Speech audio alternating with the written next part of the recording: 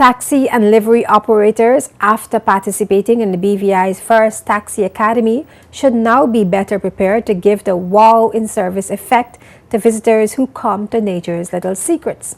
The taxi and livery professionals were introduced to various communication essentials by highlighting body language, attitudes, good listening skills, and even barriers to communication among other key elements of delivering good customer service.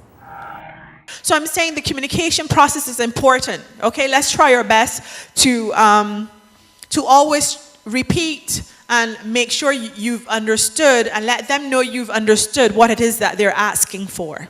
What are the things that we could consider as communication barriers? Tiredness. Would you agree with this?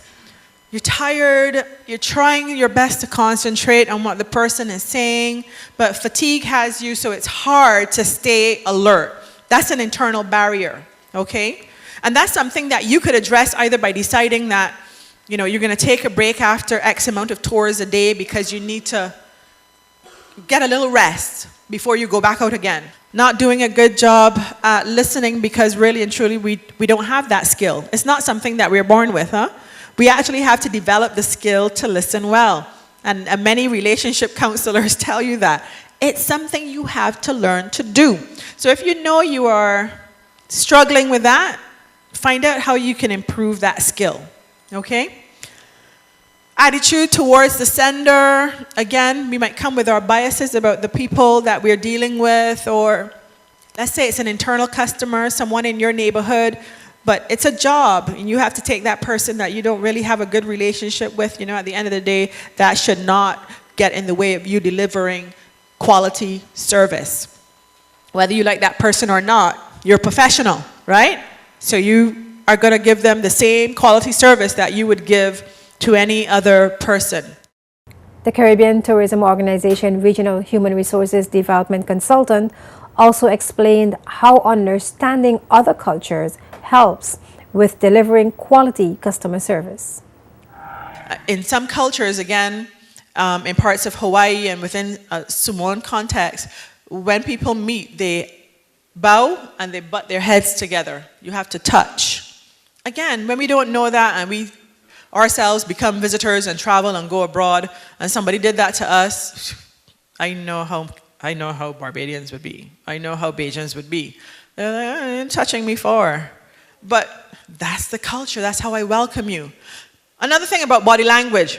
There are certain tribes in Africa that when they invite you to their home for a meal, if you don't, do we call it, you talk about belching and burping?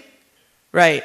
If you don't belch and belch hard, you have disrespected them. You know what you've said? I didn't like your food. I did not like your food.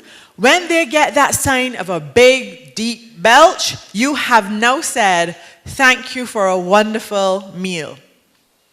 Now, we from the Caribbean, well, what our parents tell us when we belch at the table too hard? You have no manners, child. So you see the differences in culture? You see. So those are the things we need to be aware of. The only way we can be aware of them is if we continuously get to understand who our customers are. The customer service module facilitated by Sharon Banfield Bovell from August 18 to the 20th was the first of 5 modules in the Taxi Academy. Participants spoke with JTV News' Sean Rose about the training.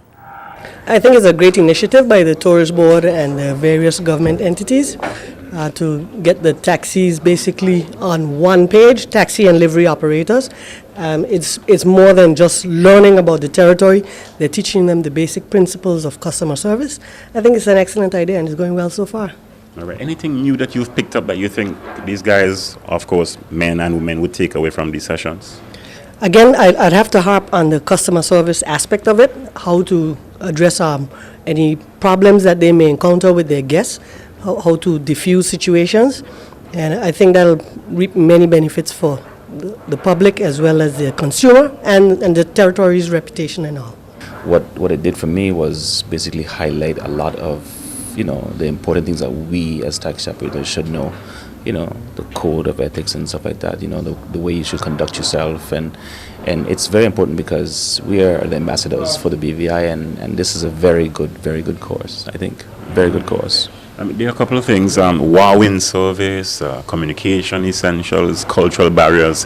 What do you make of those particular modules? Oh, they're very good. They're very good because it expands on you making sure that you are open to different cultures, because you're inviting people to your territory. You should also know a little bit about them, know a little bit about their culture, know how to greet them and all that kind of stuff. I'm from Jos Van Dyke. I've been taxiing for like 9 years, and my experience with guests is that when they come, you show them a good time. You show them all around, and make sure you show them all the different sites so they could take pictures.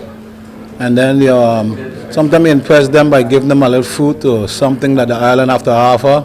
Tell them this from the island, and then they like things like that, Some of them say, oh, you too much, you do too much. But I said, no, you got to impress the people when they come, so they always want to come back, So right. I think what they're talking about is very important.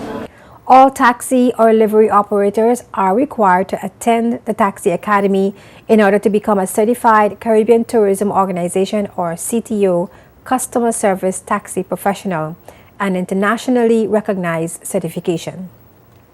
The formal training for taxi and livery operators is also expected to improve the territory's tourism product. Well, the whole thing is that rather than being haphazard on an off and on basis of training for the taxis, we want to begin the establishment of an academy that the taxi operators can feel very proud of, can be a part of.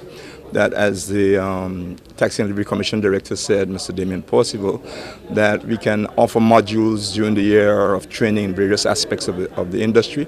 And what I love about it is that the taxi men are very enthusiastic about it. It's not a matter of trying to force them to come to the academy. They are very voluntarily, they're part of it, they want to be a major part of it. A lot of the older taxi guys who have been involved have been trying to encourage this, and I am very pleased for it. There are a number of things that we have to sort out. At some of the ports of entry, we have issues where we want to help to have better dispatching.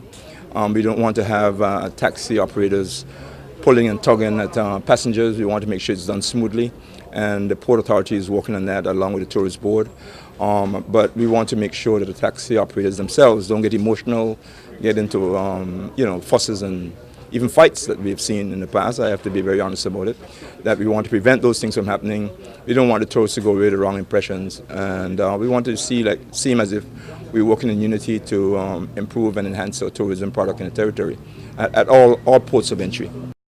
The Taxi Academy workshop was organized by the Ministry of Communications and Works through the Taxi and Livery Commission in conjunction with the BVI Tourist Board, BVI Ports Authority, and H. Laverty Stout Community College.